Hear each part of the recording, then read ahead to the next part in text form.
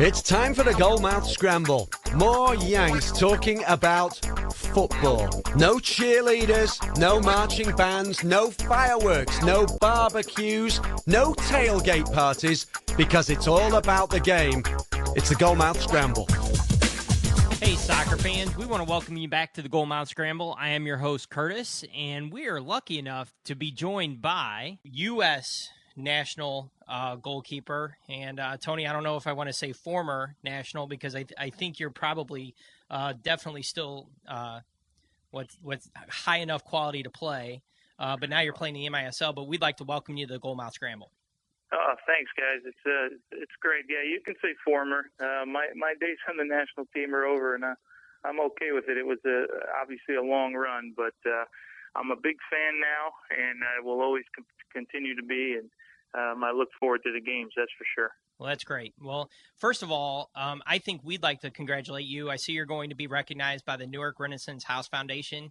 Can you tell us a little bit about that? Yeah, I can. You know, I came back here to play at the New Jersey Ironmen, and one of my personal missions was to get involved and get entrenched in the local community. And if you guys know the history, and obviously the Ironmen play in Newark in the beautiful new arena, the Prudential Center.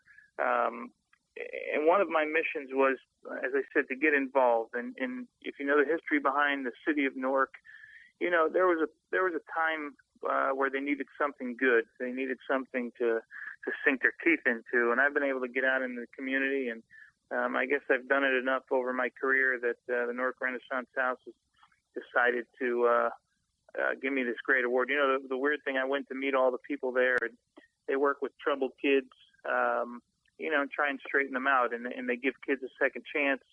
And it's really a neat place, but I told them I was a little bit overwhelmed because, you know, here I am, you know, these people are working on this day in and day out, and all I do is really go out and kick a soccer ball around, and somehow I'm winning an award for it. So it's kind of an awkward position to be in, but I'm really excited about it, and I'm thrilled about it. Sure. And I'll be honest, when I played, I did a ton of volunteer work with DARE. But you know what? It wasn't troubled kids. You just kind of go in a classroom and sit with one of the police officers, and I'm sure that's definitely been a challenge for sure. Yeah, there's no question. And I'll tell you what, I've got friends in all different sports. Every major sport you can have. Soccer players do more in the community than any of them, than all those sports combined, and get the least recognition for it. So, you know, maybe this is the start of being recognized for a little bit of that. Well, and I feel like, and I'm sorry I'm going on a tangent here. You know, I've got an outline here, and obviously we've already went away from that. But that's why we call it the Goalmouth Scramble, Tony. Let me tell you, we feel like we have to sell our sport in America. You know, when you go over to Barcelona and England, wherever else you want to go, they really don't have to sell the sport. And you know what? I don't know if they do as much community work as we do over here. Oh, in Europe, yeah, it's non-existent.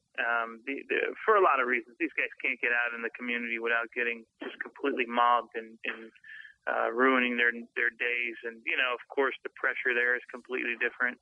But here we understand, and we're raised on giving back and trying to give back whenever you can. So there's no question. I'll say for the rest of my life, soccer players do more in the community than any other sport there is, and there's certainly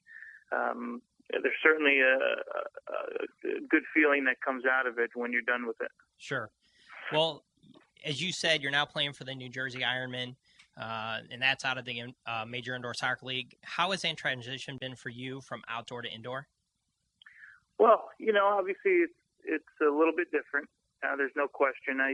The speed of the game doesn't necessarily bother me all that much. I think the speed of the outdoor game, although it looks a little bit different, when I talk about the speed, I talk about the way the players think. It's probably a little bit higher level outdoor. Then you got to get used to the boards and the angles, and indoor, and trying not to dive nearly as much as you used to outdoor, which is okay with me, by the way. Right. The less I hit the ground, the better off I am. But there's just I watched other guys in the league, and during the year, I think I got better as the year went on as far as learning the game. I'm decent enough with my feet that I always had the opportunity to improvise, so that helps your team. And I was confident enough that I just knew enough about goalkeeping in general that I could survive. And that's what I did in the end. And we made a good run with the Ironmen.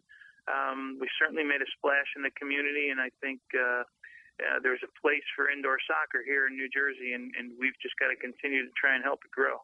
Well, and it's so much more about quickness than pace. And I know those two words sound similar, but they're really not. I mean, those guys that can run from 0 to 10 yards quicker, heck, that's sometimes half the battle in the indoor game.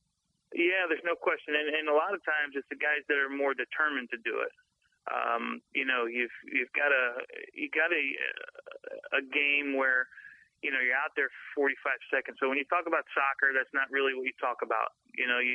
Soccer, when people think of soccer in general, you're thinking of up and down for 90 minutes and pacing yourself. But here in the indoor game, it's 45 seconds when you're a field player of, just complete 100% all out, and then you're off.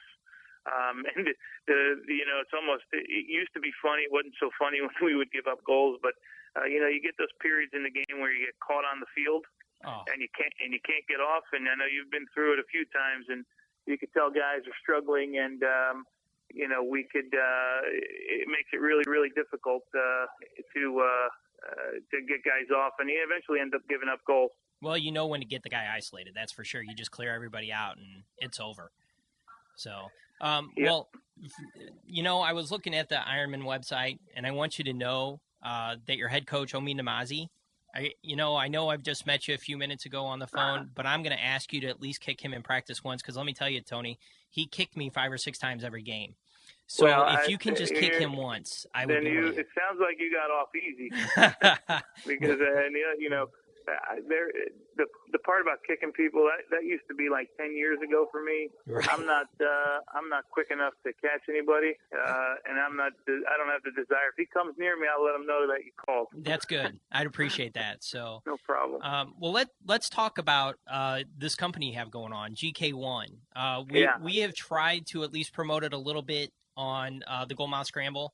I think the first question all of us have is, what inspired you to come out with your own goalkeeping line of gear? Well, it started when I was a kid. Back in the day, you probably remember we didn't have all these fancy book covers in school, and we used to put, your paper bags from the grocery store. And kids, back in my day, used to draw Rolling Stones tongues on their books, and while they were doing that, I was drawing jerseys and glove designs on the books. And a long time ago, I signed with Royce, and I was able to design a jersey with them, and that was the only jersey that I had sort of 100% input on, but I always had the ambition. And then about 3 years ago, 3.5 years ago, one of my partners came to me and said, I have this idea for this glove company, and I think we should name it Meola Gloves. And I said, what an awful idea.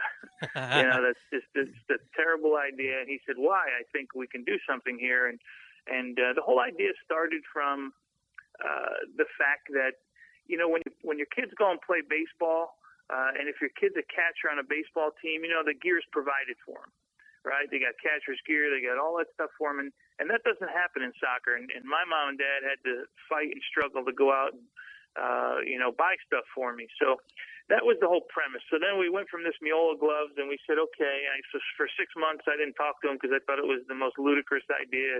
And then we came to a meeting of the minds and said, it's not Meola Gloves, because eventually if we ever want to sell it one day, we need to sell a name other than Meola Gloves, right? Because 10 years from now, they're going to be on to the next guy. They won't even know who Tony Meola is. And so long story.